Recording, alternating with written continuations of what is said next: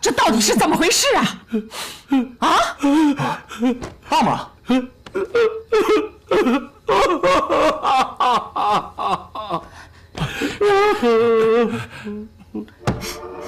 这到底是怎么回事？明灯亮烛之下，重重的禁军守卫，人在眼皮子底下让人给救走了，啊！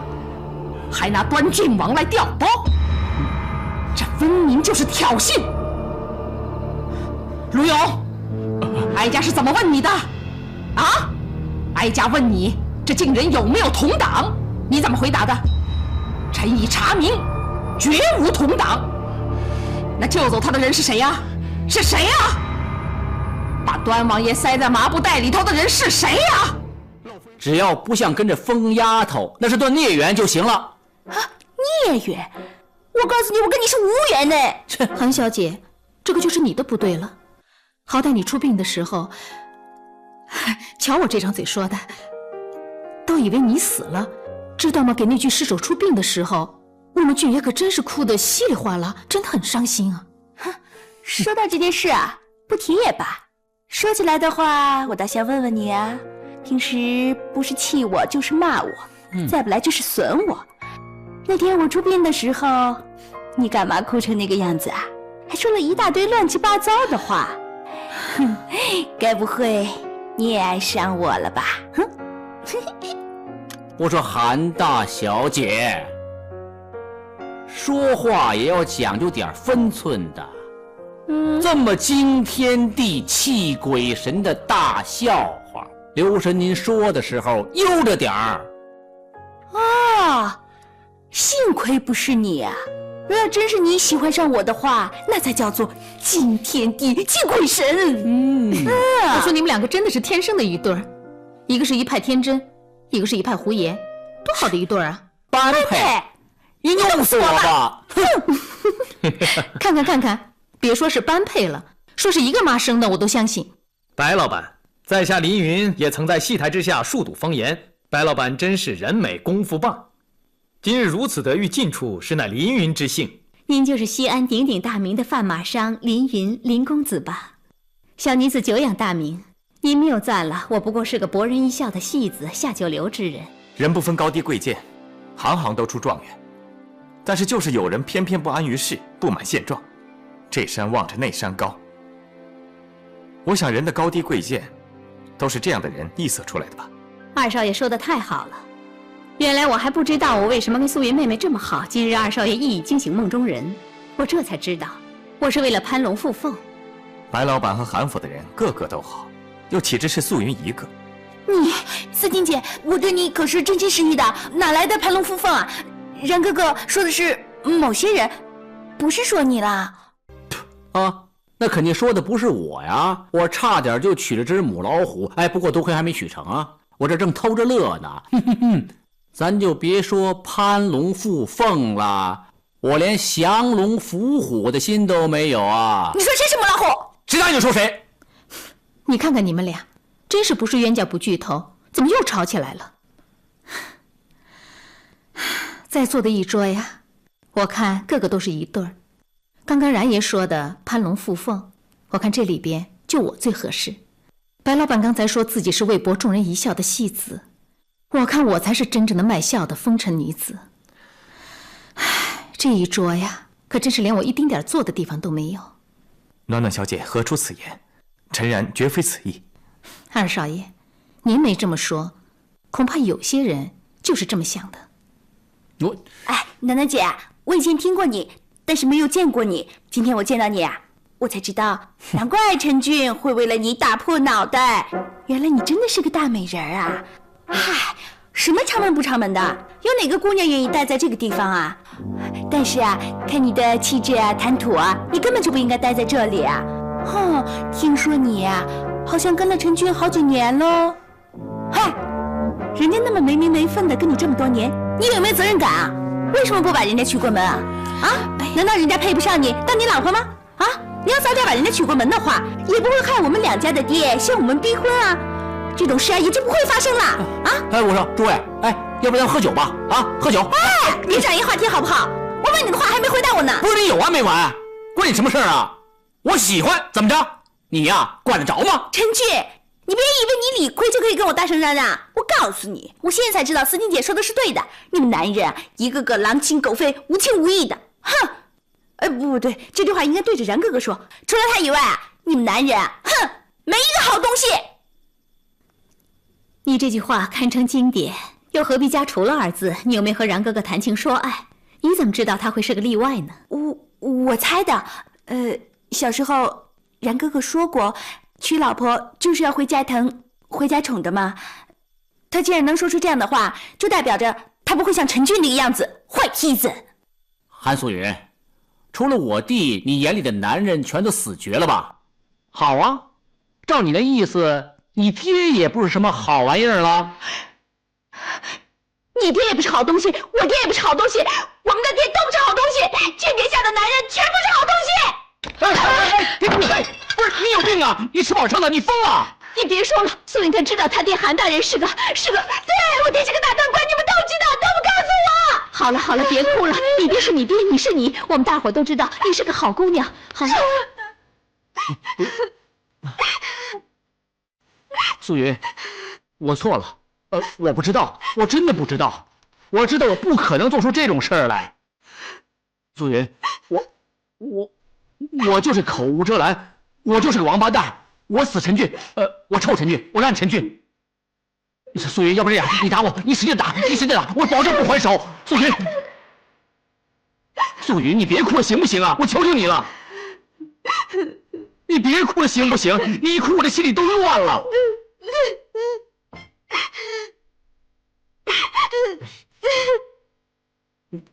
素云，你，哎呀，你别哭了。哎呀。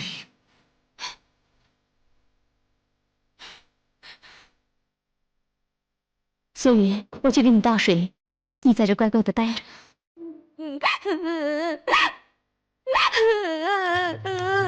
素云，别哭了，别哭了，别哭了，我求求你。要不然这样吧，我给你讲个笑话吧。啊！谁让你说了？谁让你说了？你狗嘴里吐不出象牙，我才不要你说呢。我狗嘴里吐不出象牙，你说的对，你说的太对了。不过素云，只要你不哭，怎么的都行。哎，要不然这么着，回头带你去马场买匹马，买匹绝世好马，保证比陈安那小子的马跑得快。啊！你说的真的吗？我什么时候骗过你呀？你瞧，你最会骗我，经常骗我，骗我爹，骗我。素云，我保证不骗你了，真的。素云，我保证不骗你了，好不好？你说的真的吗？我说的是真的。你发誓？我发誓，我保证不骗你了。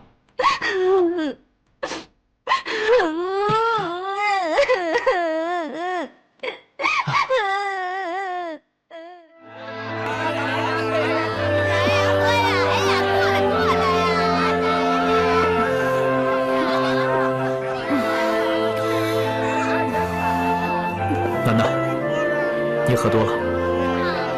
喝多了好睡觉啊，你管我做什么？楠楠，很多事儿是不能勉强的。你管我那么多干嘛？你凭什么管我？是不是你喜欢我？啊？你喝多了。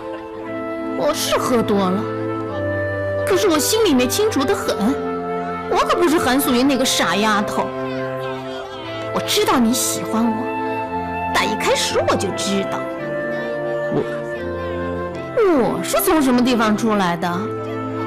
这位男人一看我的眼神，我就知道他心里在想什么。可是你喜欢我，我喜欢陈俊，我喜欢陈俊，陈俊偏偏喜欢那个傻丫头素云。你说有的时候人的感情是不是真的挺有意思的？你爱的，他不爱你；他爱你的，你又不爱他。就像那两个人一样，明明两个人深深的相爱喜欢对方，却又变成睁眼瞎，什么都不知道。睁眼瞎还有重见天日的机会，视而不见，你却只能莫可奈何。说得好，我知道你心里面有多难受，有多么的无可奈何。我们2个人同是天涯沦落人，来，干一个。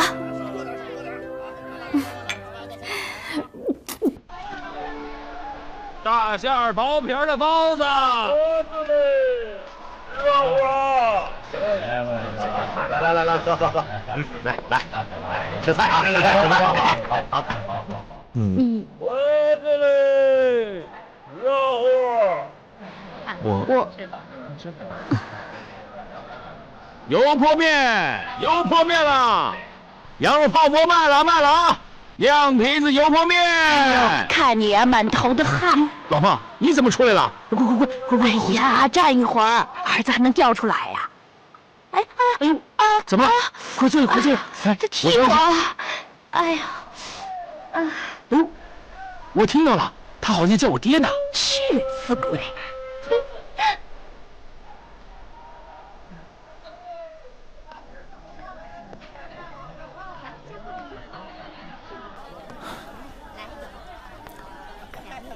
思琴，今天有些话我说的太重了，你别往心里去。大家彼此。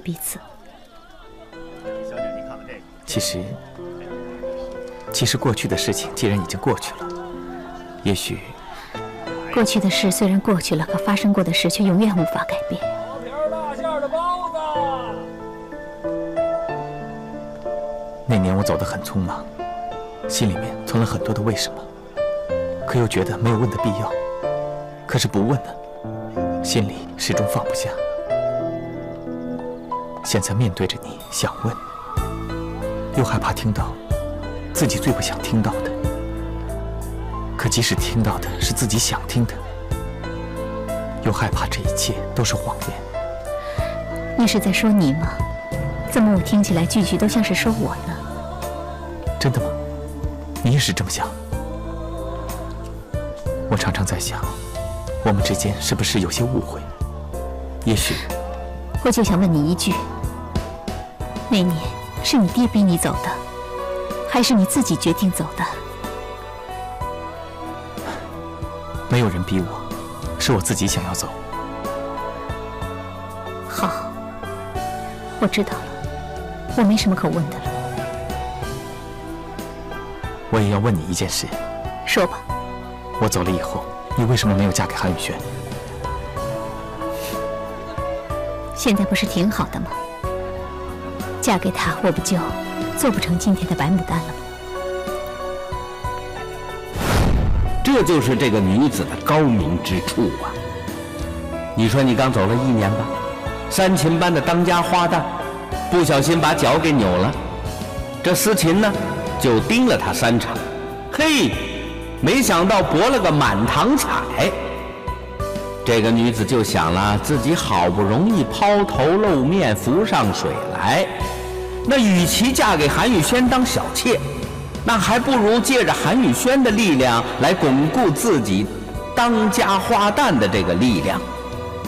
他就开始勾搭着韩宇轩，时不时的给他点甜头。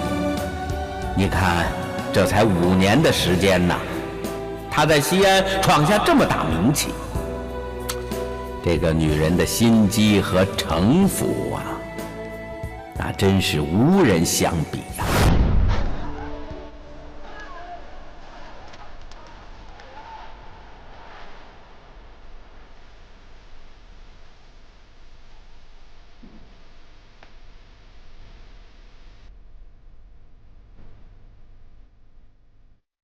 没想到这个头牌花旦对你来说这么重要。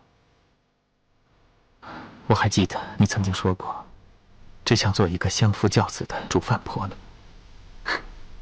我那么说过吗？那时真是年纪小，连这么违心的话都说得出口。想想我真是太蠢了，就算是这样，我也没当上陈府的二少奶奶呀。可见机关算尽又能怎么样？哎呀，韩大人，我都跟你说，思琴，哎呀，你可回来了。你总算是回来了，你可把我急死了！你可不知道，这韩大人呐，非跟我要素云，我说那丫头根本就没在我这儿，可是她不信呢。牡丹呐，素云在哪儿？你一定知道，快告诉我呀！你怎么在这儿啊？我为什么在这儿？有必要向你解释吗？这深更半夜的，你在外边游荡，而且还跟牡丹在一起，我堂堂一个巡抚盘查你，这都不行吗？盘查？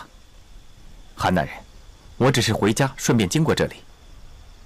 该不会你又要把我抓进你的巡抚大牢吧？这么晚了，你跟牡丹在一起，本官警告你，不许你纠缠她。纠缠？我们只是在路上碰巧遇到，事实上我们已经是梦中之人了。说到纠缠，恐怕就只有韩大人最懂得这其中的奥妙吧。你够了，韩大人不是要打听素云的下落吗？走，我们进去谈。何必为这种梦路人浪费时间呢？哎，不可理喻！走走走！我说陈然啊，陈然，这世上怎么会有你这样的男人呢？为了事情他对你……算了，哎。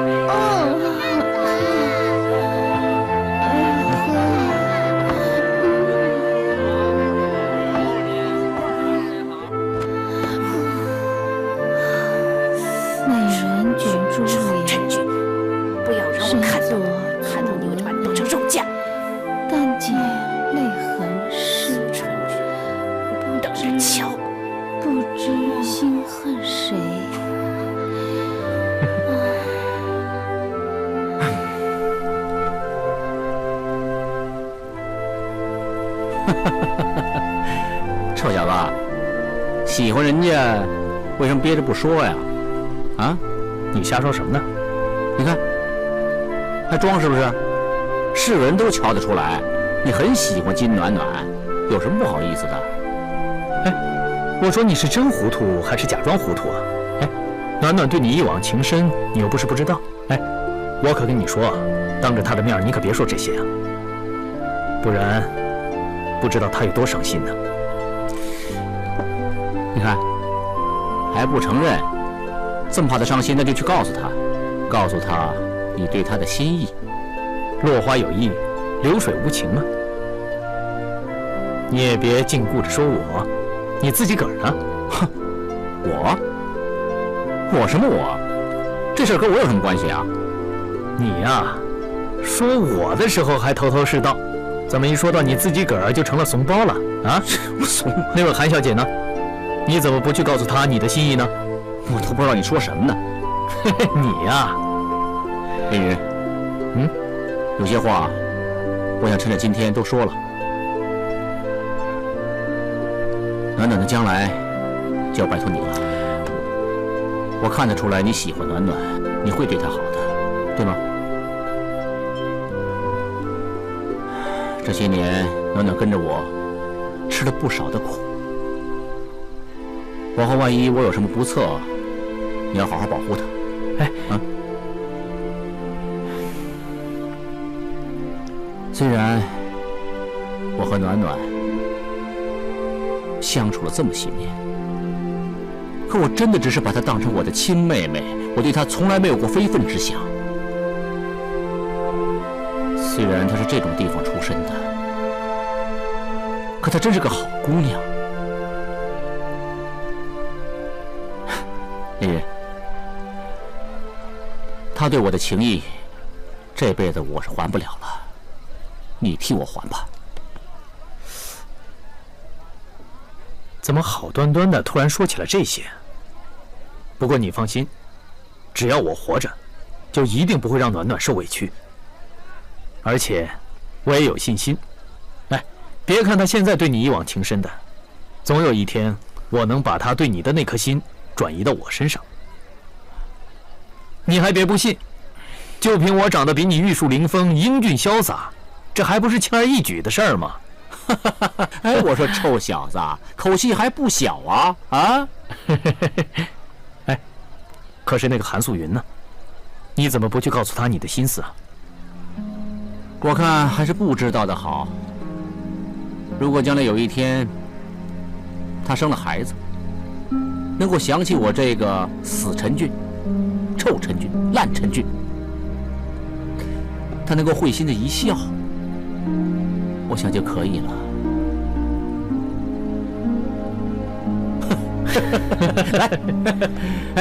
来，哎，来，来，恭喜鲁大人！来，各位，恭喜啊！惊人反贼呢，是啊已经落网了。最近啊，我一直忙于公务，没有时间请大家喝酒，惭愧啊！来，大家干了这杯！来，都喝了啊！陆大人，其实抓惊人的事儿我没怎么出力，您今天把我也请了，真看得起我。我周全敬您一杯。好，你先喝了。好。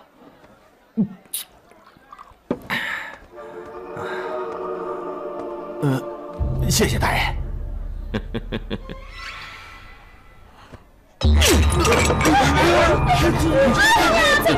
卢大人，你这是？捕快周全曾在正大光明殿爆炸前私购大量的火药，来人，给我拿下！是。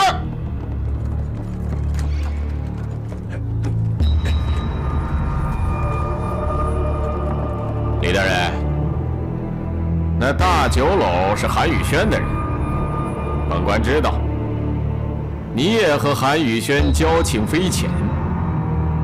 太后已经掌握了韩宇轩的罪证。实话告诉你，韩宇轩身边的赵师爷已为我所用，何去何从，想好了。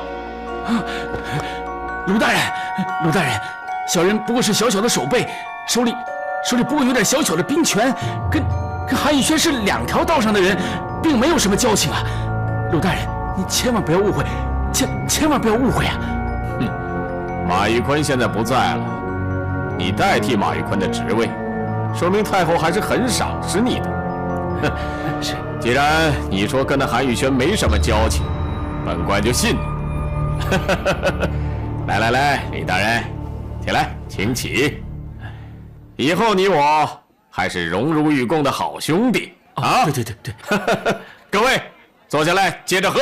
哎，好。来，快坐着吧。哎呦，吓死我了！刚才。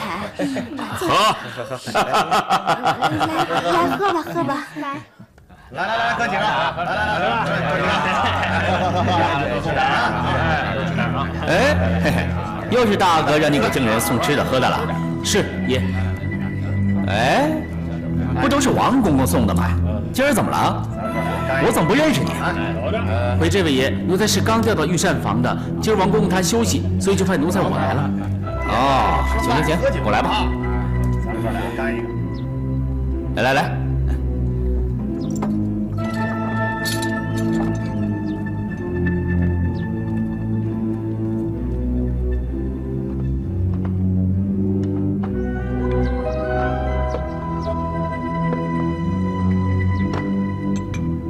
大爷，今儿这鸡可够新鲜的，你可得好好尝尝。你这是废什么话你？你以为这是什么地方？他可是天牢重犯，敢跟他说话，你不要活命了。走，是，走，快点，快点。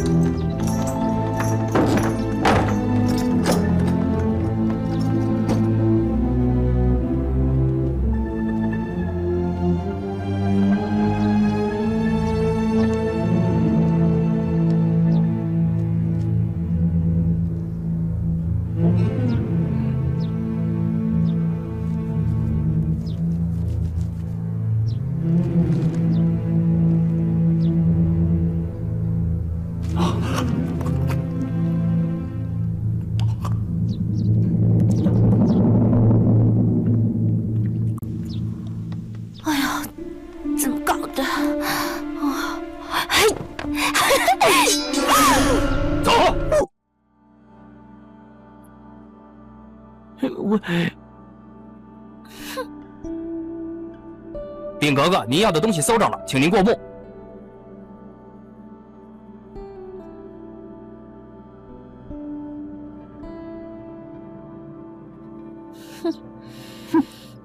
很好，你就是那个韩素云吧？我等了你半天了。是啊，我就是那个搞得你们人仰马翻的韩素云。哟，刀都架在你脖子上了，还敢嘴硬啊？啊，你胆子够大的，怪不得给姑奶奶我惹了这么大的麻烦呢。把人统统给我带走！走！哼！快走！走！1年后，驴回来了。哼！哈哈哈哈哈！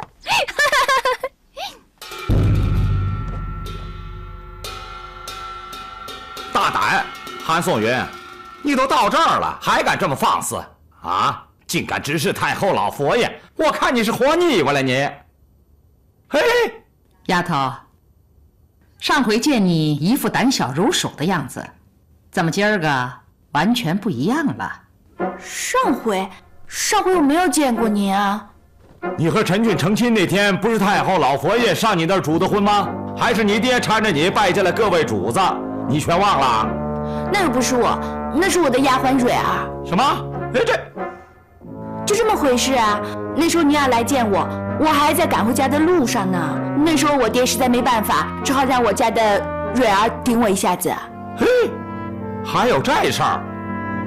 您看这一家子都是什么人呢？您看，那你上哪儿去了？你们不都查出来了吗？还登在报纸上，说什么新娘子跟未来的小叔双宿双飞。那时候我跟然哥哥在山上玩，正赶着回家呢。哎，这孩子还真敢说啊！有什么说什么。哼，本来就是嘛。我跟然哥哥清清白白的，是你们自己要写成那样子，我有什么办法？大胆！放肆！行了，喊两嗓子就能吓着他，他就不会在这儿了。丫头，你一个劲儿的打量哀家，干嘛呢？您真的是当今的老佛爷慈禧太后吗？哎，你这，我说你这小丫头片子可真不要命了。我说老佛爷，你说他有这么跟您说话的吗？你也太放肆了，竟敢直呼太后老佛爷的尊讳，还敢怀疑我们老佛爷的身份。我可告诉你，我真没见过你这号主。丫头，你看哀家不像吗？不像啊！你快闭嘴！为什么？因为你长得实在太漂亮了，比我见过的女人都漂亮。如果你再年轻10几、20几岁的话，哇，在我们县啊，一定是数1数2的美女。你看啊，像3天班的四清姐啊，然后还满秦楼的花魁金暖暖啊，都比不过你啊。我爹说，当今的老佛爷啊，至少60有7了。可是我怎么看你都不像啊，应该顶多只有40出头吧？哎，不对，应该是35、6。一派。老佛爷，不过他说的倒也是实话。哎，那你也不能跟老佛爷这么说话呀，你。行啦，嚷嚷什么呀？别吓着人家。丫头，跟哀家说说，这西京报通讯稿的事儿，到底是怎么回事啊？你看看啊，弄了半天，还是让那丫头抢了头功。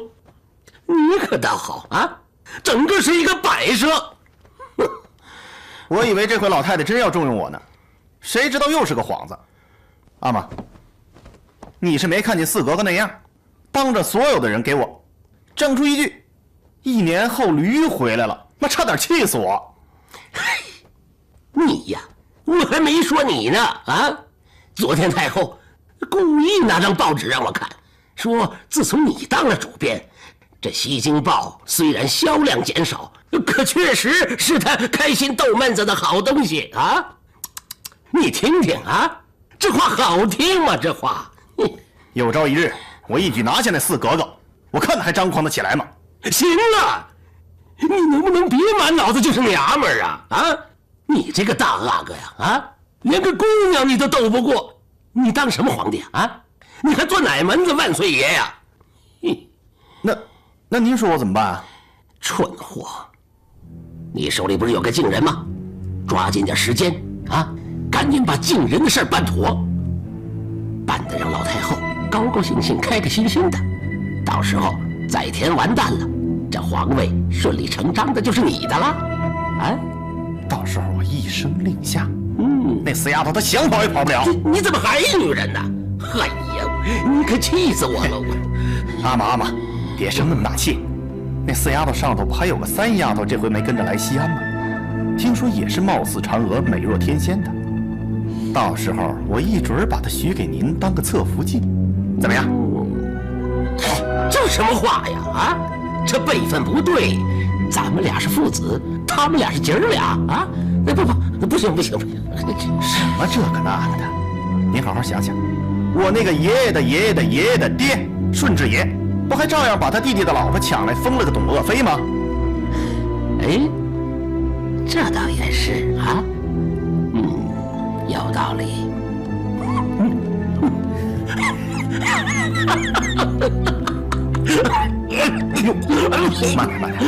慢点。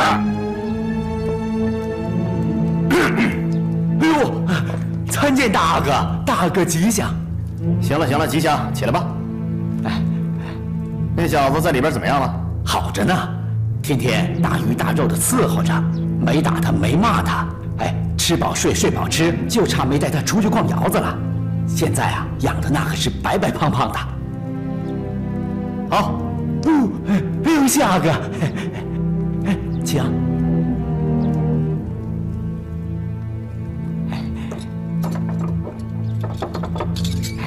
请。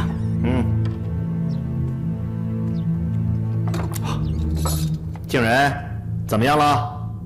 大哥等了你好几天了，那个事儿该给我个答复了吧？参见大哥，大哥吉祥。我都想明白了，大哥您说的对，虽然我爹是死的冤枉了点儿，可如今他也活不过来了。我竟然就算为了我爹，也要干出一番事业来。从今往后，大哥您说什么，我就听您的。哼，这就对了。我看你也是个聪明人，起来吧。谢大哥。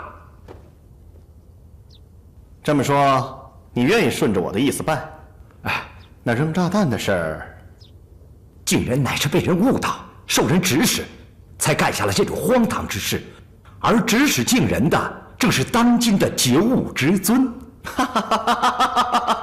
好，老佛爷，事情的经过就是这样子了。你这丫头倒痛快，有什么说什么啊！家务李春丽，你们俩一直都跟着哀家，手里头还攥着那东西，想干什么呢？拿着那东西，想向朝廷敲一笔吗？不敢，老佛爷，不敢才怪呢！哥哥，求求您了，好歹我们也共事一场，替你办了好多事，求求你说句好话，求求您了！你这胆子也太大了，让我怎么求情啊？有哥哥，求求您了，说句好话吧，哥哥。老佛爷，你要杀要剐要打要罚，只冲我一个人来好了。他们拍了这些照片，也都是作为新闻记者应该做的事情啊。后来他们也是被我挟持的，其实他们挺可怜的。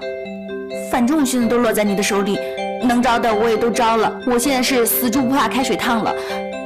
至于他们两个，你就发发慈悲，饶了他们吧。这有你说话的份儿吗？你自个儿都是有今儿没名的人了，张罗的还挺齐全的。你叫什么叫啊？你要不是你来个以退为进，我一时疏忽，栽在你手里我就认了。反正现在自焚的事情都已经揭穿了，冉哥哥也被放出来了。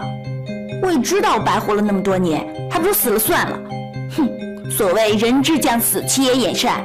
我替这两个人求情，说句公道话，大不了你砍我的脑袋，再补我一刀。皇叔，我也是死一回啊！你行了，哀家有说要你死吗？这从头到尾，你犯了哪条罪了？不就是改了几期《西京报》的新闻吗？论不到死。再说，你也是为求公道，为求对你爹的孝道，为朋友间的仁义。如果哀家就这么把你给杀了，岂不是毫无道理吗？老佛爷，你真的不打算让我死啊？像你这么聪明伶俐的丫头，哀家舍得杀你吗？既然你替他们俩求情，照片的事儿，哀家就既往不咎了。家务，李春丽，这次哀家饶你们不死，以后可要记得惜福啊！谢谢老佛爷不杀之恩，谢谢老佛爷不杀之恩。哀家的话还没说完呢。死罪可免，活罪难逃。既然你们俩把新闻看得比天都大，哀家派你们到山区，给你们20天的时间，查出苍鹰帮的基地。你们要细细的访，细细的查，细细的把报道写出来。20天之后，如果你们不回来，哀家就下令，你们是通缉要犯，全国悬赏，一经逮捕，就地正法。如果到时候回来了，推说是没找到苍鹰帮，也是一样。哀家就给你们来个斩立决。听明白了没有？听明白了。这遵义的。丫头，老佛爷办的公道不公道啊？老佛爷说的话让素云心服口服。老佛爷长得这么美，而且说很有公道，又是那么的慈祥，虽然有一点威严啊，不过您在我心目中就像观音菩萨。哎呦，越说越离谱了，竟然把哀家比成观世音菩萨了。你呀，真的老佛爷，你要是扮成观音菩萨，一定比那画里面的观音菩萨还要美，而且比观音菩萨更像观音菩萨呢。你呀，越说越来劲儿。你哪是奉承哀家，这是拍哀家马屁了。老佛爷，人家打小也是娇生惯养，堂堂巡抚大人的千金大小姐，连我爹给我定的亲事我都敢逃了，连我爹的面子我都不给，还把他常常气得吹胡子瞪眼的。我哪会拍人马屁呀？要不是真心话的话，我才不会说呢。而且你长得美不美，大家眼睛都看得到啊。就是，可不是嘛，大家都看着了，肺腑之言呐。老佛爷，要是您认为素云是为了给自己脱罪才奉承您的话，那你就当我白说好了，不如赐我一死吧。怎么跟老佛爷这么说话呢？啊，还跟老佛爷赌上气了，宠坏了吧？宠坏了，都让他爹给宠坏了，整个一个天不怕地不怕的混不吝。要想拍别人马屁呀，免谈。是有点被宠坏了，不过倒是个实在人啊。实在，就没见过这么实在的丫头。说真的，过2天呢，哀家还真想扮上观音，让他们拍2张照片呢。啊，嘿，老佛爷，您等我回来，一准给您好好照几张观音像，保证比观音还观音。行了，要保小命儿，就赶紧替哀家去查苍鹰帮。一样的话到他们嘴里听起来怎么就那么别扭？十足的马屁精，还不赶紧去滚！滚！马上就滚！这就滚！快起来吧。谢老佛爷。丫头啊，哀家可不能放你走啊，免得你又到处给我捣乱。小三儿，以后他就跟着你了，只要不出宫，你们爱上哪玩上哪玩啊！老祖宗，她是小妹妹，你就让着她点儿。哀家一个人在宫里也闷得慌，多一个人解闷儿，你不乐意？Sir， 谨遵老祖宗的安排。小李子，奴才在。回头给韩宇轩捎个信儿，就说这丫头，哀家喜欢留下了，哀家不会亏待她的，让她放心啊。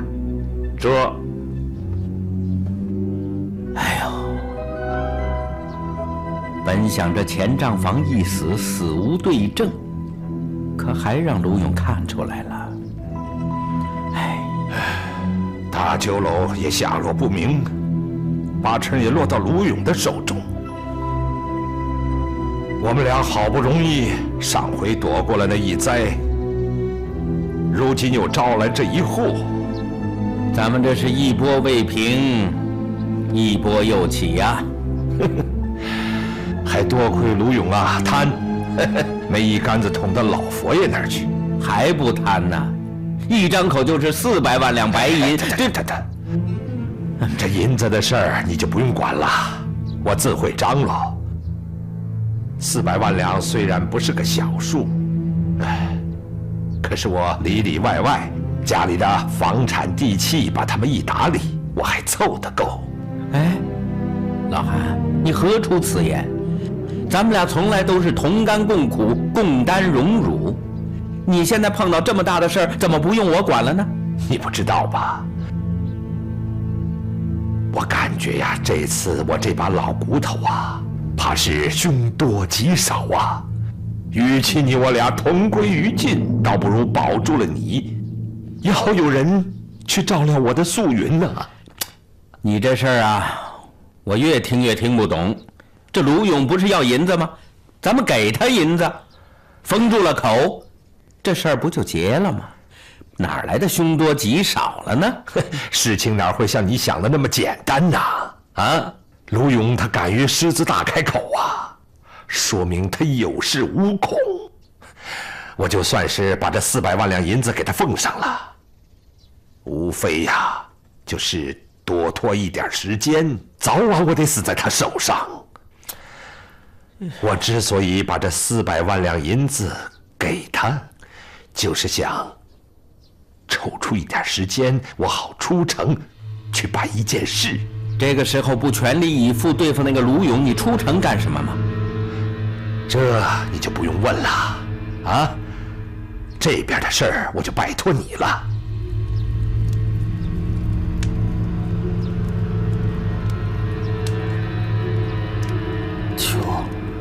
求你们别再用刑了。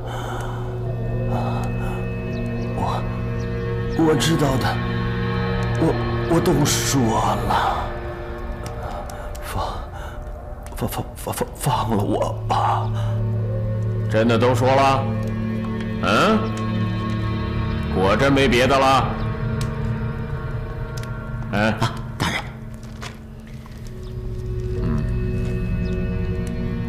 赵师爷，你觉得他都说了吗？大人，我看他这次算是都招了。您看看，他从替韩宇轩当差到今儿的事儿，算是从头到尾都说了一遍。我看不会有什么遗漏了。那赵师爷都说了，那刑就不用上了。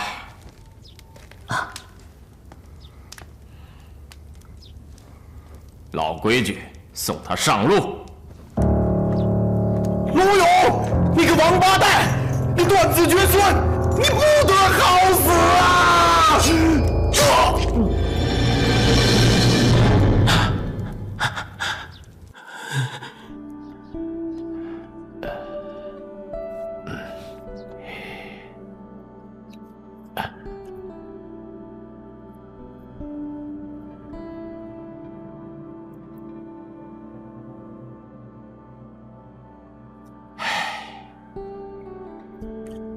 来，这里头啊，就是这些年来与你陈家，除了河谷以外，我自己的一些田产、地契、现金、银票什么的，我估摸了一下，也能值个500-600万。我出城之后啊，你尽快想办法都出手，一定抓紧。除了给那卢勇400万以外，其余的，你就帮我在钱庄里头给素云开个户头就行了。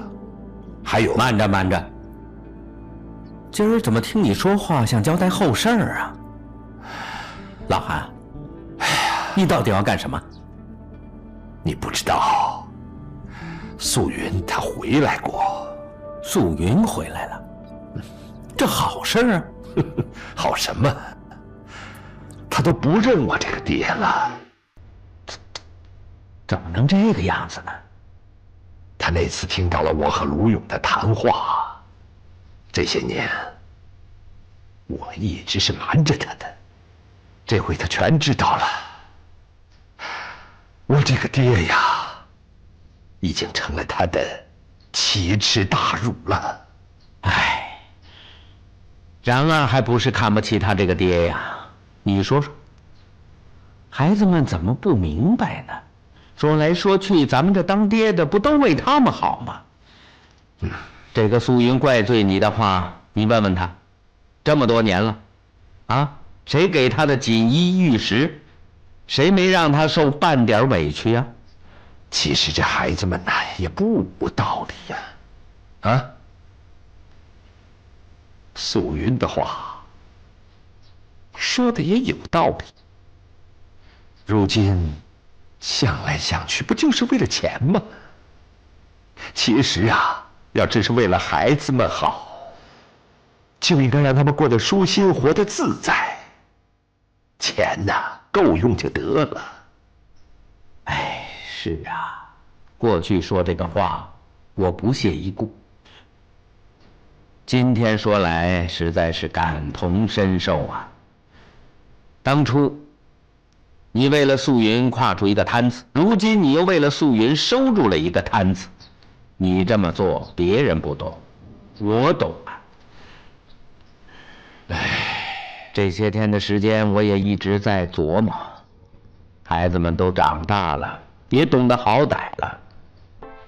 这个时候再不收手的话，那咱们这辈子提心吊胆，机关算尽，临了啊！身败名裂不说，就说连咱们自己的孩子都不耻于咱们，那这辈子风光也罢，权势也罢，那都成了莫大的悲哀和讽刺了。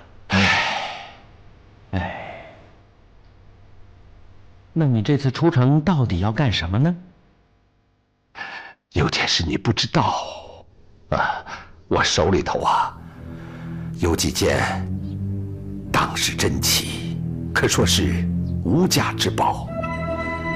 这次我答应给卢勇400万，也就是为了抢出时间来出城去安置这几件东西。万一我有什么不测的话，也可以给素云留条后路，免得她跟我受连累呀。手中有宝，人人窥之啊！你就不怕给素云留下这些东西，让素云反遭杀身之祸吗？正因为手中有宝，人人窥之，这素云才能免遭一场杀身之祸呀。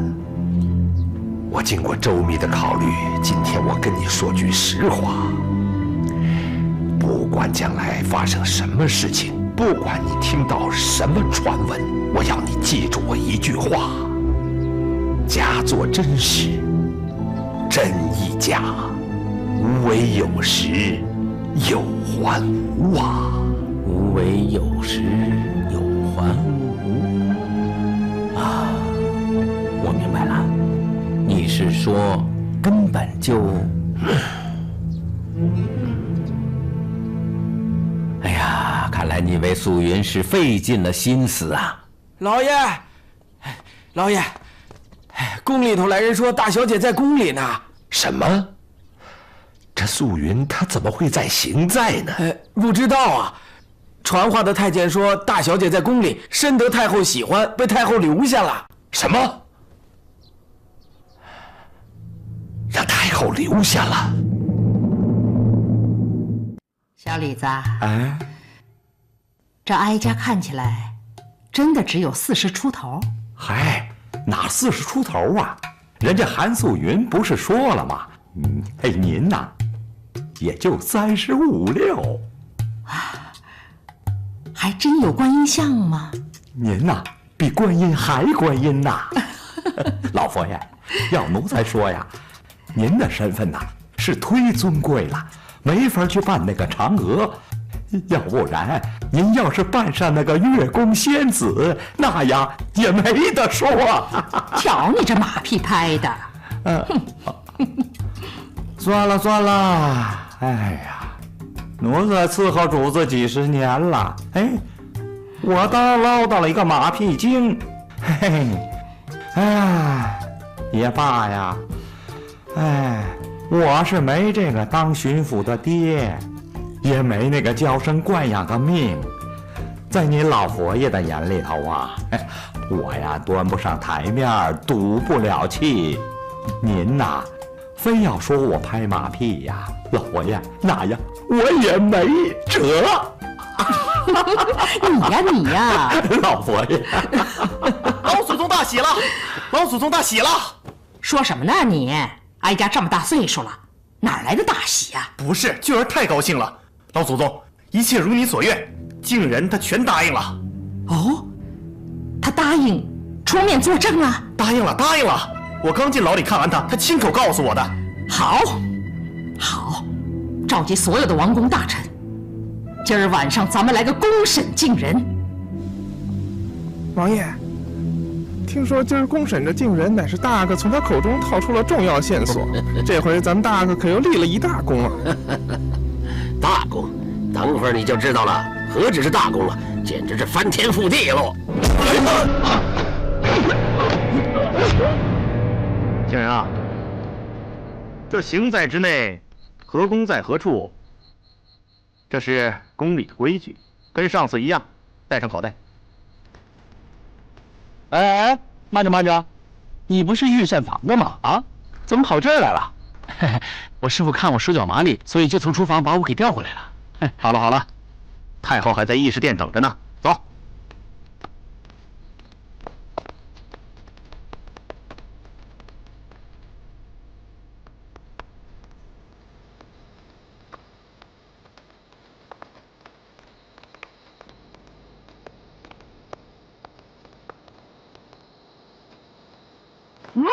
再弄死！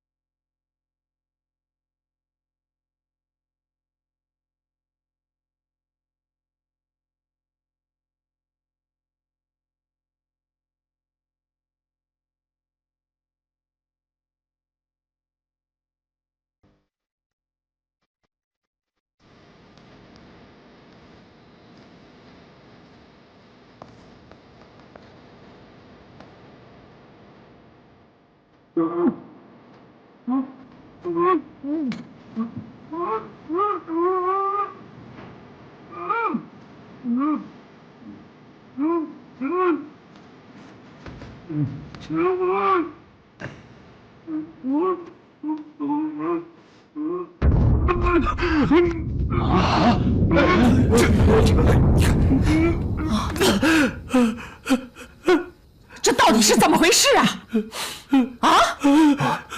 爸妈，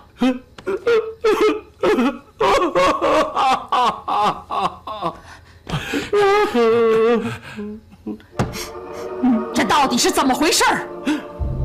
明灯亮烛之下，重重的禁军守卫，人在眼皮子底下让人给救走了，还拿端郡王来调包，这分明就是挑衅。卢勇，哀家是怎么问你的？哀家问你，这靖人有没有同党？你怎么回答的？臣已查明，绝无同党。那救走他的人是谁呀？是谁呀？把端王爷塞在麻布袋里头的人是谁呀？老佛爷恕罪，微臣是万万没有想到啊！万万没有想到，你这万万没有想到还真多呀！还有你大阿哥，杏仁的这件案子，不是一直都是你在跟进吗？你还说靖人会出面指证，哀家这才召集了群臣，惊动了皇上，夜审靖人。你说，这到底是怎么回事？老佛爷恕罪，我实在想不明白。我亲眼看见他们把靖人押了出来，套成布袋，不知是谁调了包了。禀奏老佛爷，今日押送靖人的2名太监已不知所踪，且行在中各房各班均无这2个太监的记录，卑职以为此2人是假冒太监，是靖人同党。你们是死人呐！竟然让2个假太监眼睁睁地把人给抬走了。回老佛爷，卑职原本怀疑，因其中有一个小太监前些日子是在御膳房里的，今儿随大阿哥一起把靖人带走了。卑职也曾经问过他，可是他说因为自己手脚麻利调到了衙役班。卑职就奇怪啊，这御膳房要比衙役班尊贵的多了，这手脚麻利调到衙役班，这好像不大合情理呀。可是大阿哥他催得急呀，这才大阿哥说什么？你只不过是问了一句，我只负责押送犯人，我怎么会想到太监有问题啊？你既然早有怀疑，为什么不早指出来？事后放马后炮，还要拖我下水，我看你是活腻歪了你。你才活腻歪了呢！嘴上无毛，办事不牢，难堪重任呐！你只配当一个无用的大将军。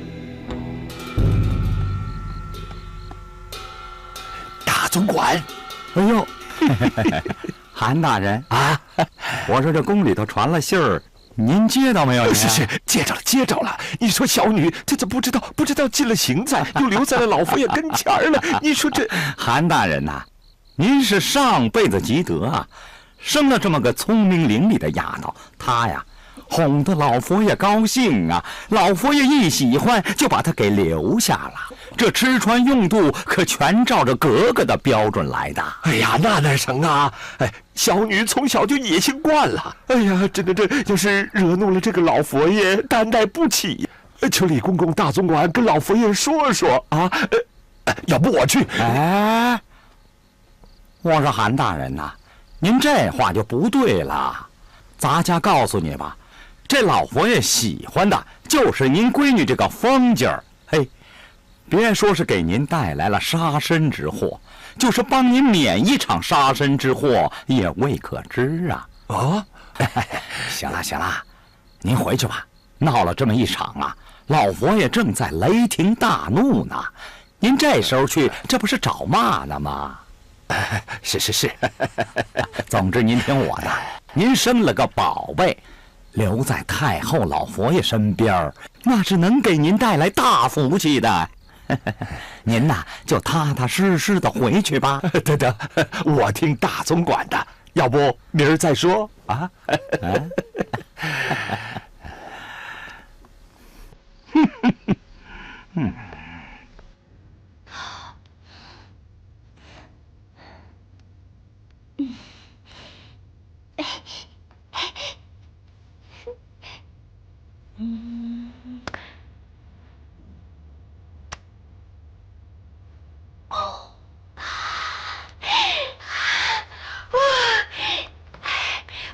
老佛爷，你那个胭脂啊，哇，涂在脸上不油不腻，而且擦在嘴唇上一点齁重的感觉都没有哎。就算是你这样的千金小姐啊，也没用过这么考究的胭脂吧？这还是大内的秘方呢。其实说起来也没什么，就是做起来呀比较麻烦。那老佛爷，你快教教素云，女人最爱漂亮了，不管花多少时间都没关系的。老佛爷，韩宇轩到了。去，快去见见你爹。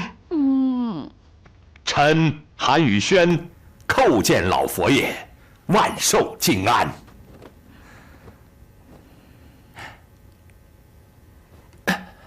行了，起来说话吧啊！谢太后。韩大人，你这闺女哀家喜欢，哀家想留她在宫里陪哀家数日，不知道你可舍得呀？老佛爷如此垂爱眷顾，老臣焉有不舍之理呀？只是小女自幼骄纵惯了，老臣忙于公务，未能悉心管教，怕冲撞了老佛爷。是淘气了点儿，不过跟哀家倒是挺投缘的，就别说什么冲撞不冲撞了。哎，素云啊，你爹来了，赶紧过去请个安呐。哟，这父女俩还在怄气呢。素云，这可就是你的不对了。前些时候你爹以为你不在了，哎呦，那可真是哭得死去活来的。这回你们父女好不容易又相见了，怎么反而闹起别扭来了？啊？老佛爷，您别管他，这孩子自有一套，他怎么会把父母之恩放在心上呢？哼！瞧瞧这对父女，有没有什么深仇大恨的？哎，说到底发生什么事儿了？哀家给你们评评理。老佛爷，还不就是那件事吗？就是那个婚事啊！您最公道了，您帮我评评理。你看，哪有那样的爹啊，叫自己的女儿嫁给一个他不爱的男人？哼！老佛爷，您来评评这个理，评评这个理儿啊！自古以来，婚姻大事是父母之命，媒妁之言呐，哪见过这种姑娘啊？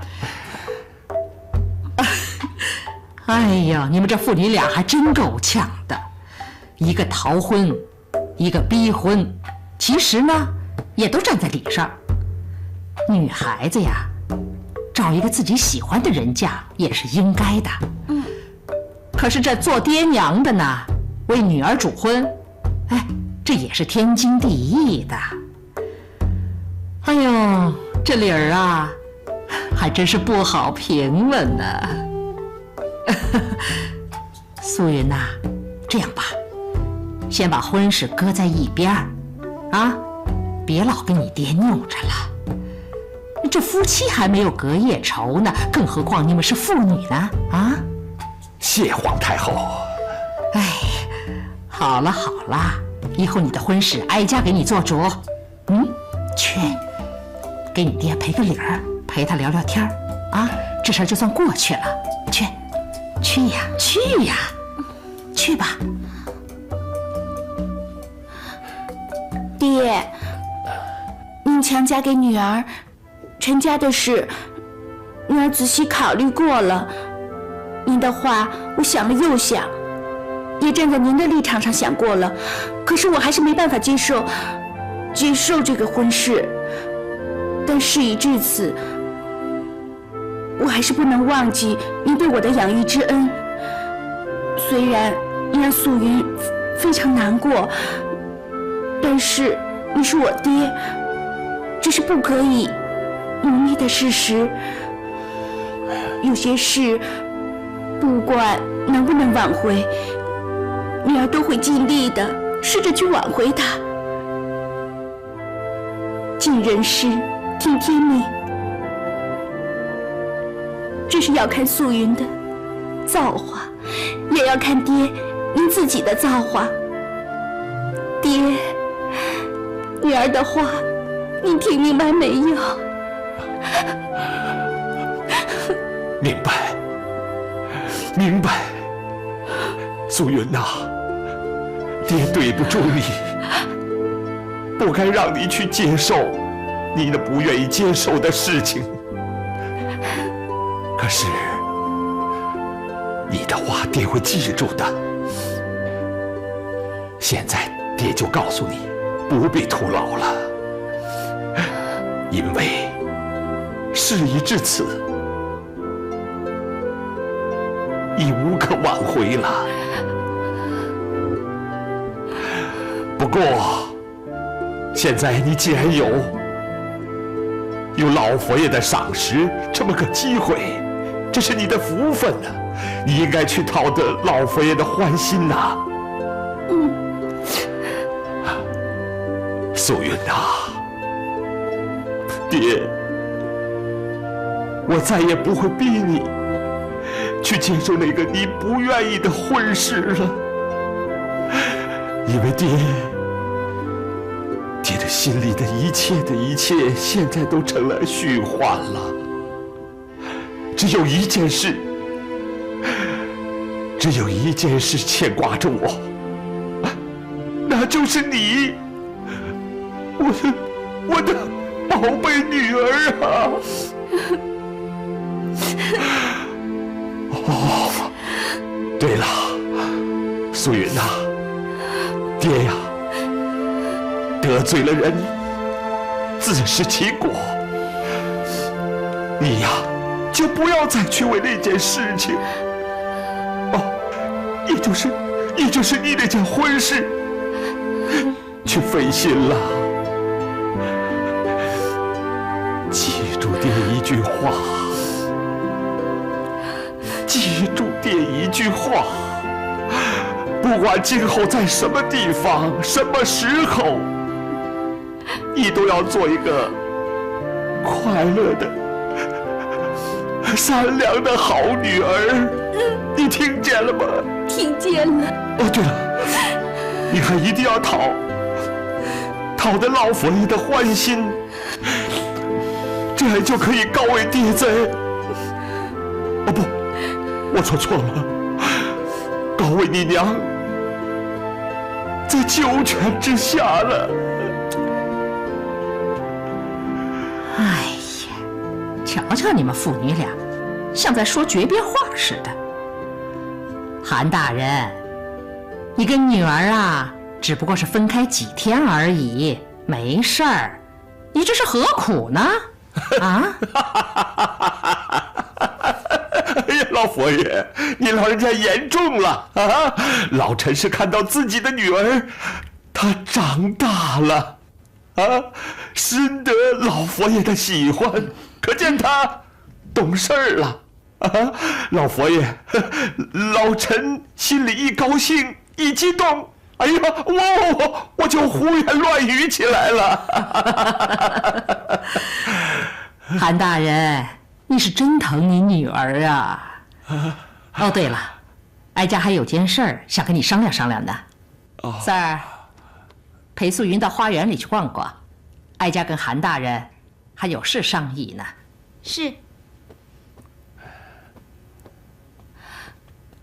爹，你一定要保重。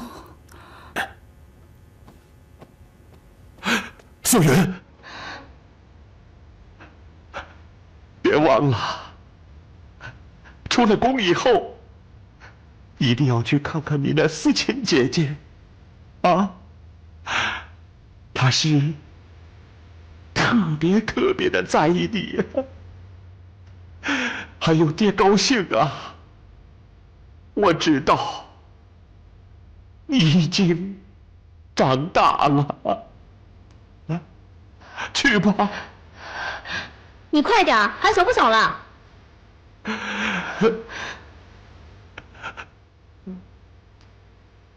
小李子，这给韩大人看座。是，看座。坐吧。谢老佛爷。宇轩呐，自从账本之事之后，哀家对你是大大的另眼相看呐。啊，一提起此事，臣是惭愧之至啊。太后此言，莫非故意在取笑老臣不成？哎，哀家并非记仇之人，也无笑宇轩之意。只是哀家没想到，在陕西这块小小的地方上，居然有你这样的人才。哎呦，不，哀家一直没有好好重用你，真是可惜了你呀，哀家甚为遗憾。不过还好为时不晚，哀家要好好的重用你。不知道宇轩是否愿意与哀家分忧啊？哎呦，太后此言令臣不甚惶恐啊！臣本大清之臣，理应分当大清之忧，这是臣的本分呐。不知太后有何吩咐，尽管明示，臣定竭尽所能，不负所望。好，既然这样，哀家就直话直说了。所谓一山不容二虎，如今哀家在这陕西小小的一块土地上，你与哀家可真是水火不容啊！太后，此话不知是何意？哎，先听哀家把话说完。是，坐。好。哀家说的水火不容，只是在陕西的这块土地上，并非不容你为我大清之朝臣。与其这样针锋相对，倒不如化干戈为玉帛。因势利导，把你的才华用在点子上。眼下和谈之事甚为艰难。虽然说荣禄李鸿章精通洋务，但是他们少了宇轩的胆识与谋略。这好。如今内忧外患，国难当头，当务之急就是和谈。哀家有意把你升为首辅大臣，与哀家一起分担京城之忧。不知宇轩意下如何呀？哎呀，老佛爷此言，真让臣不甚惶恐之至，感激之至啊！也对老佛爷敬佩之至。老佛爷的胸襟胆略，真堪称是千古一人呐！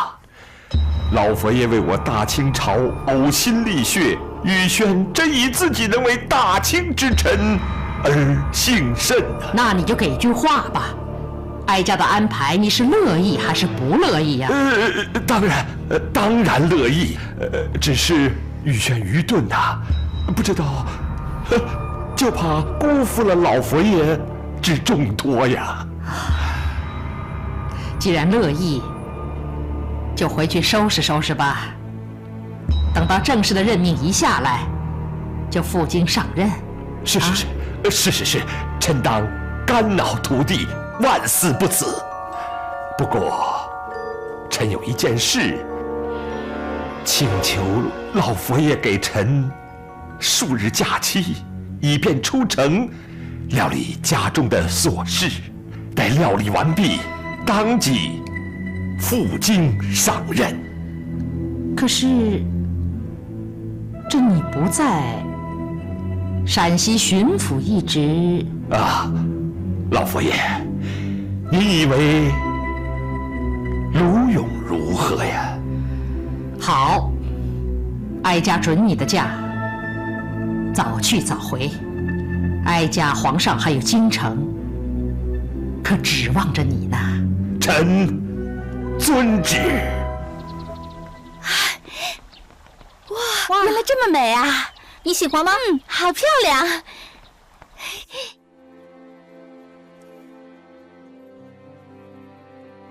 皇上，您这是要去哪儿啊？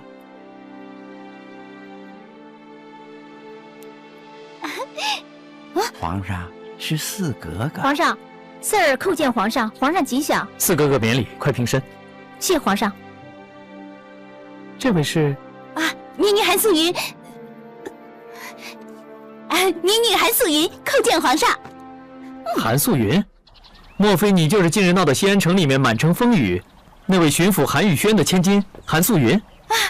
何止啊！他呀，把我的西京报社闹的是人仰马翻，把太后哄的那是心花怒放。我看他呀，可称是西安城第一大马屁精，韩素云也。哥哥勿需恼怒，为求自保，人人如此嘛。朕倒是觉得这位丫头甚是聪明伶俐。来，都到南边的亭子坐下，闲聊几句吧。皇上，我们今天还有些事，我看改日吧。那就改日吧。不，我没事，你有事你先去忙吧，我跟皇上闲聊吧。韩素云，你丝毫不懂拜见万岁爷的礼节，如此张狂放肆，还不赶快退下！你凶什么凶啊？因为你是格格就了不起啊？就可以这样大声嚷嚷啊？万岁爷都没有说话，就轮到你先说话？哼，老佛爷有旨，只要素云不离开行在，哪个地方都可以去。万岁爷要跟我聊天，为什么我要躲开啊？你竟敢在皇上面前和我顶撞，你还懂不懂规矩啊？顶撞你怎么啦？你是王爷的女儿，我是巡抚的女儿，你以为我地位比你低？哼，不听你的话，就叫做顶撞你了。那我倒要问问你，是格格比较大，还是皇上比较大？韩素云，你满口胡言乱语些什么？皇上乃九五之尊，我一个区区格格，你怎么能拿我和皇上相提并论呢？哟，你也知道啊？那皇上就想和咱们两个人聊聊，你明明没事，干嘛装有事啊？对了，这就叫做抗旨不遵，对不对？韩素云，好了，你看，朕刚才只不过是随口说了一句，倒让你们两个丫头拌起嘴来了。哎，韩小姐，这格格呢也是为了你好，在这宫里头啊，你要是得了太后的喜欢呢，最好跟我这皇上不要走得太近。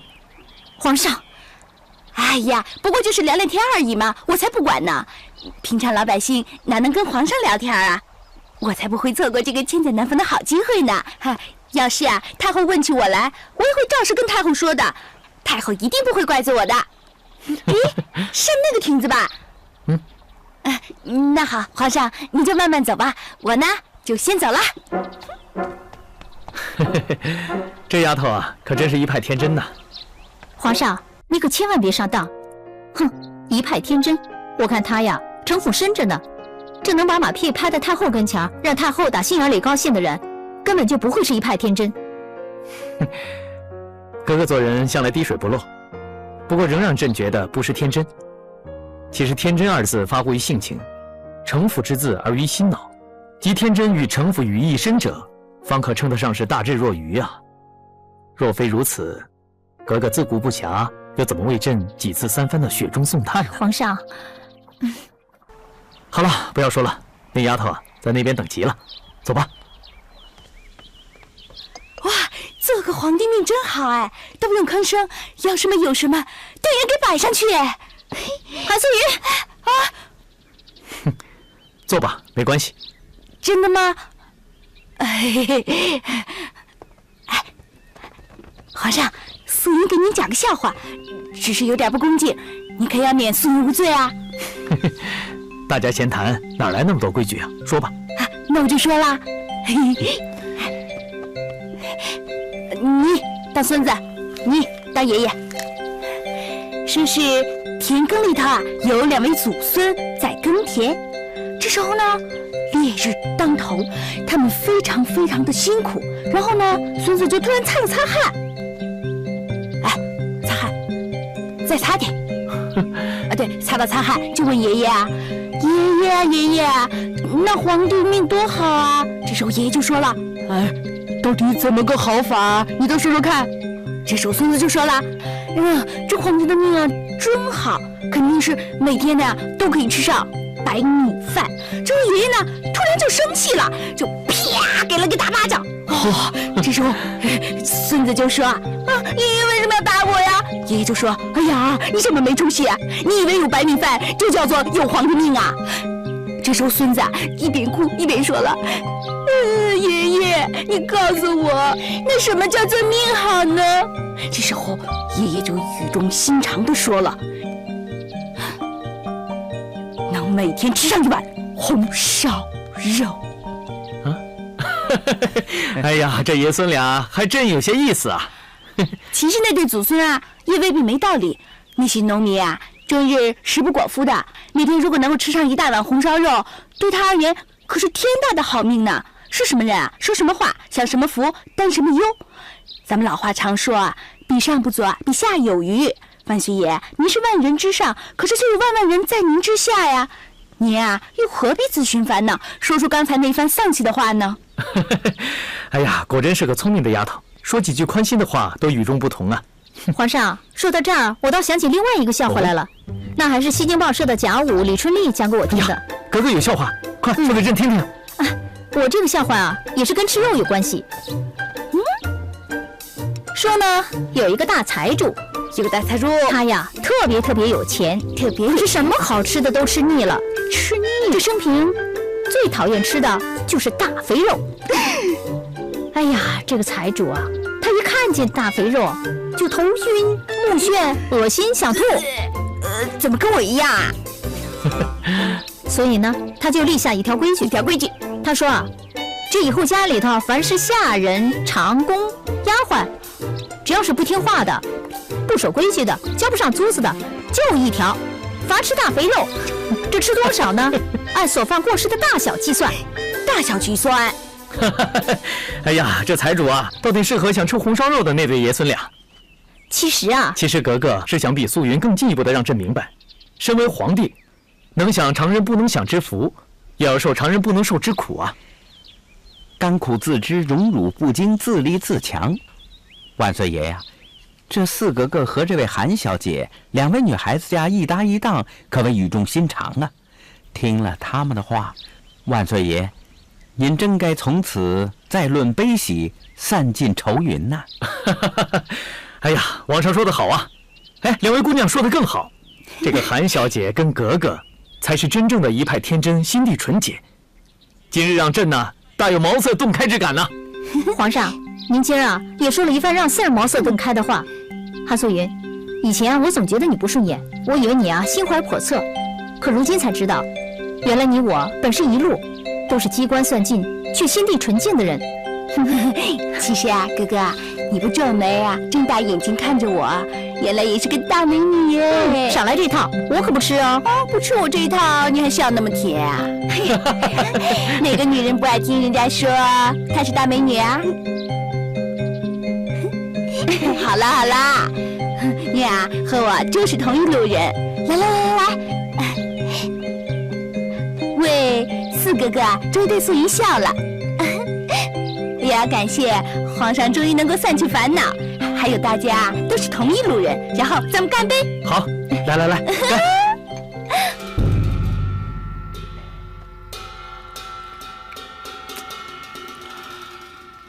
老赵啊，你家老爷进宫有小半天了吧？是啊，怎么还不回来呢？想是他们父女相见，相谈甚欢吧。宫里传话的人不说了吗？我家小姐也不知怎么着了，竟然入了太后的眼，太后对她甚是喜欢的。我也琢磨呢，这好端端的，这素云怎么进宫了呢？好端端的，宫里干嘛把她留下呢？真是让人操心呐！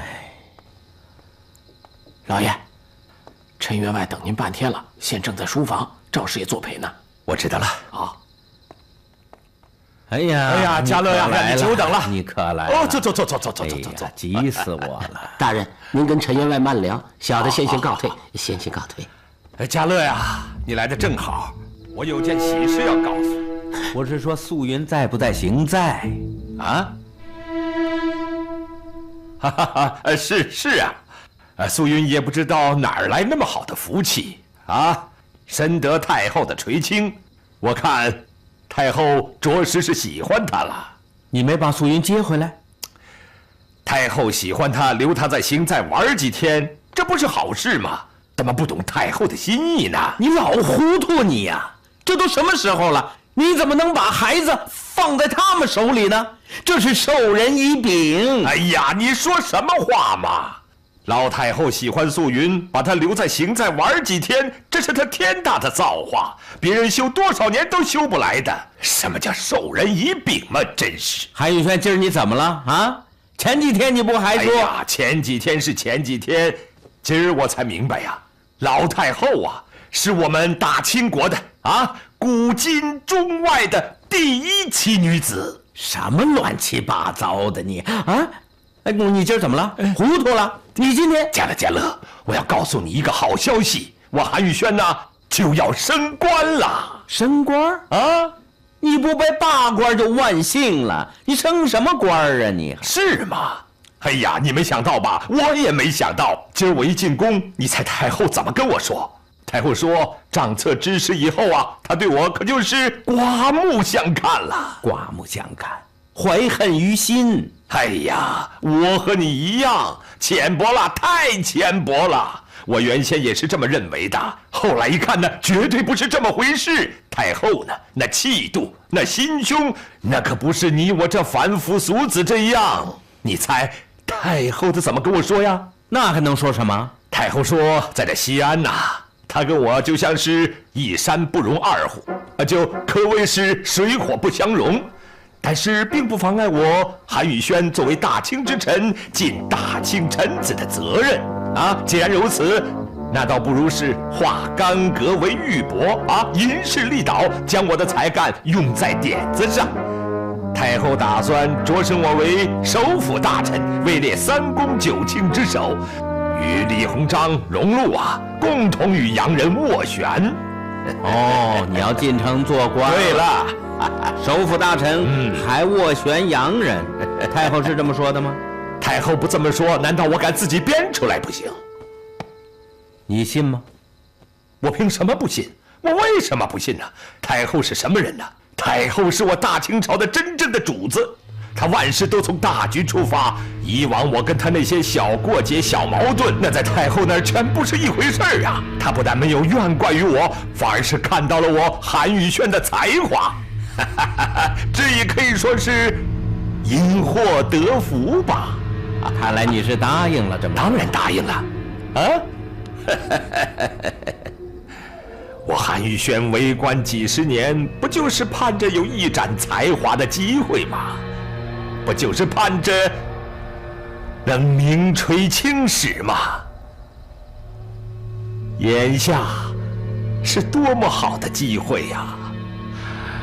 没想到我韩宇轩也能有今天。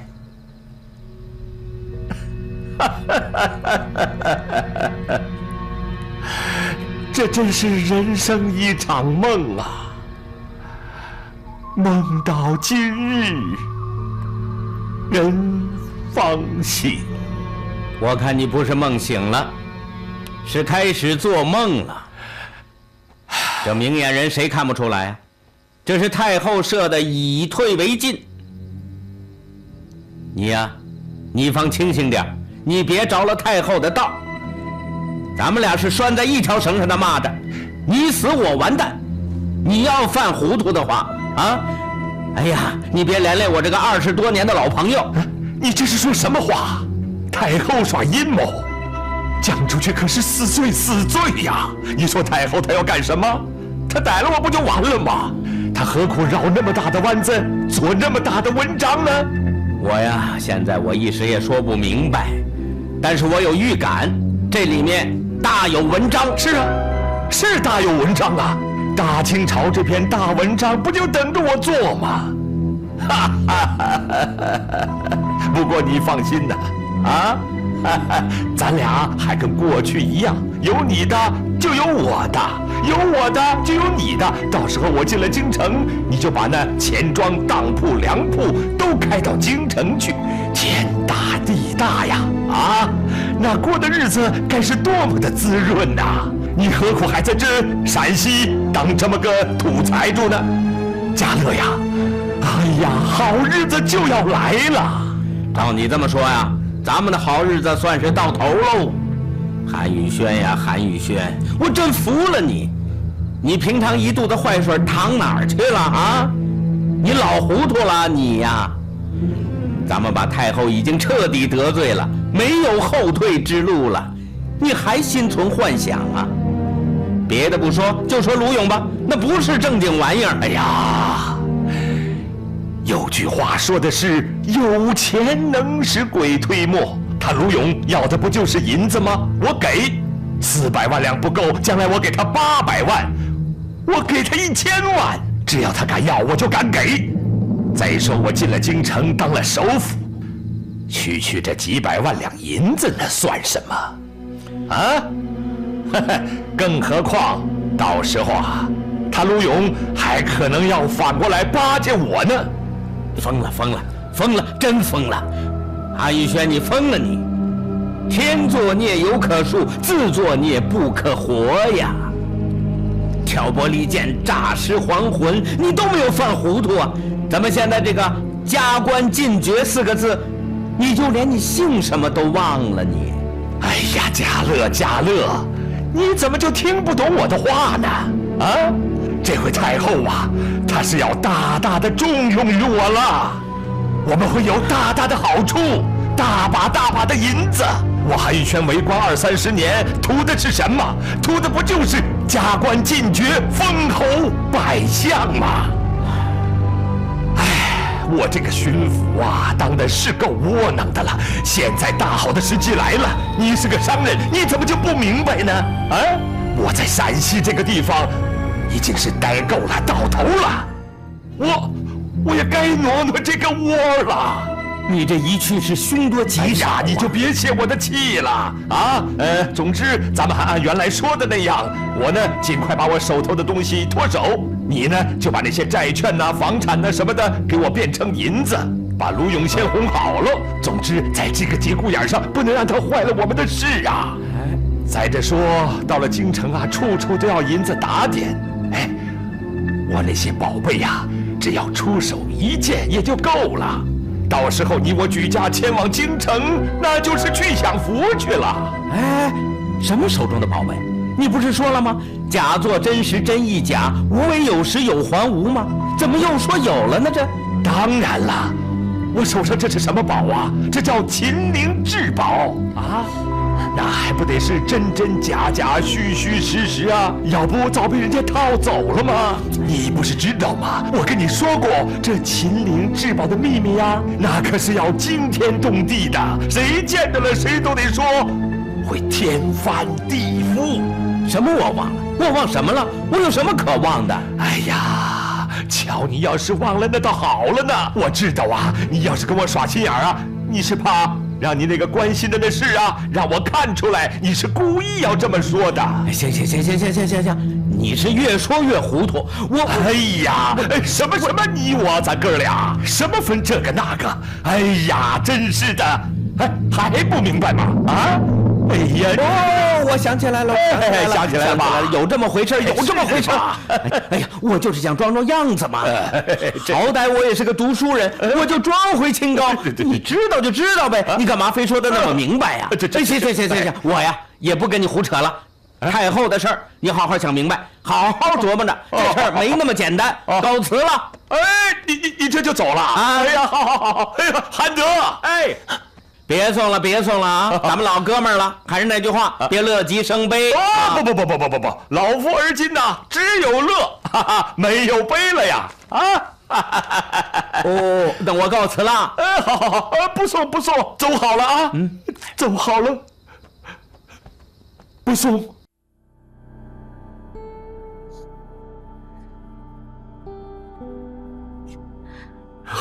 静人，你终于回来了。我等了你好一会儿了。你果然没事，太好了，快坐下。太好了。我没事，就是一直担心你会有什么事。你怎么从天牢里出来的？是苍蝇帮的人救了我。这个大苍蝇还算说话算数。怎么你知道？其实我曾夜探行在，那天夜里想闯大牢去救你，却被大苍蝇给拦了下来。他告诉我说你在里面突然不再给你用刑。却好吃好喝的供着你，这里定有阴谋，让我不要轻举妄动。他答应我，时机一到就会救你出来。你果然现在活生生的在我面前了。怎么了？啊？没事，都是些老伤，早就不碍事了。好，那好。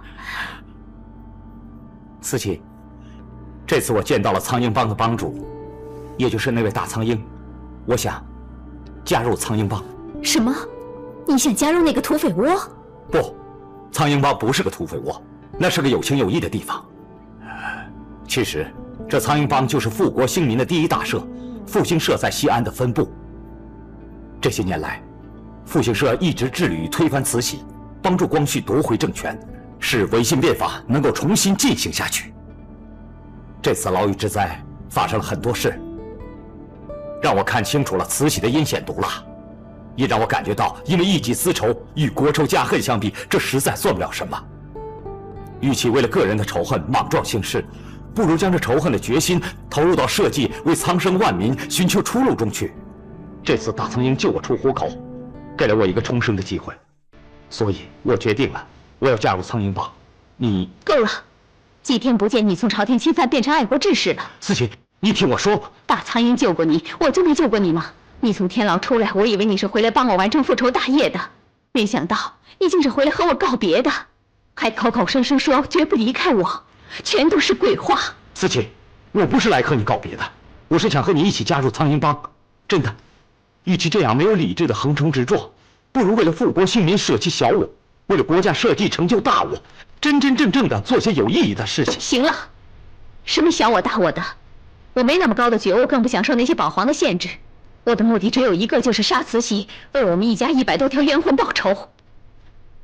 这次我被抓入天牢之后，彻底看透了慈禧、大阿哥这些人的嘴脸。还是大苍蝇说的对，与其为家恨，不如为国仇，真正的为万民做点事情。那你就做你的大事去吧。从今往后，你走你的救国大道，我走我的复仇小路。思琪，你走吧，我不想听了。思琪，我此生的目的只有一个，就是杀慈禧。这是我们三清班所有人共同的目的。什么复兴社也好，苍蝇帮也好，三清班没必要受他们的辖制。他们复兴社不就是要维护那个光绪皇帝吗？还不是帮助亲狗？在我眼里，亲狗个个盖上，没有一个值得同情。我也曾是汉军正黄旗的少都尉，在你眼里看来，我也是条亲狗了。如果你今天还是少都尉，在我眼里，你就是一条亲狗。可凭你对慈禧的仇恨，在我眼里，你就是条汉子。可苍蝇帮的人也个个都是条汉子。不用说了，道不同不相为谋。三清班是绝对不会加入什么复兴社的。你要去就去吧，不过请你转告大苍蝇，让他以后少管我们三清班的闲事。慈禧，既然我说了这么多，你都听不进去，那我走了。你珍重吧。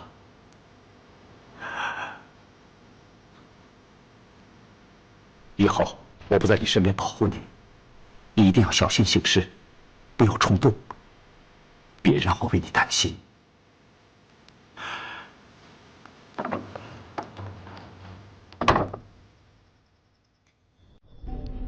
合议蓝本共以下几条：一、戕害得使一事，由中国派亲王专使往德谢罪，并于被害处树立名碑；二、严惩祸首，其戕害凌虐各国人民之城镇，5年内停止科考；三、戕害日本书记生事，须用优容之典以谢日本政府；四、于污渎发掘各国人民坟墓之处建立节碑；五、军火及专为制造军火之材料不准运入中国；六、赔补外人及为外人指使之华人身家财产所受损失；七、各国驻兵护卫使馆；八、北京至海边需留出畅行通道，大沽炮台一律削平；九、由各国……别念了，这些洋鬼子一点都不给咱们大清朝面子。说吧，这回要咱们赔多少钱？他们洋人共计索要赔款4万5千万两。什么？4万5千万两？咱们大清朝1年的财物才9000万两。请订阅频道，帮我们留言、按赞、分享。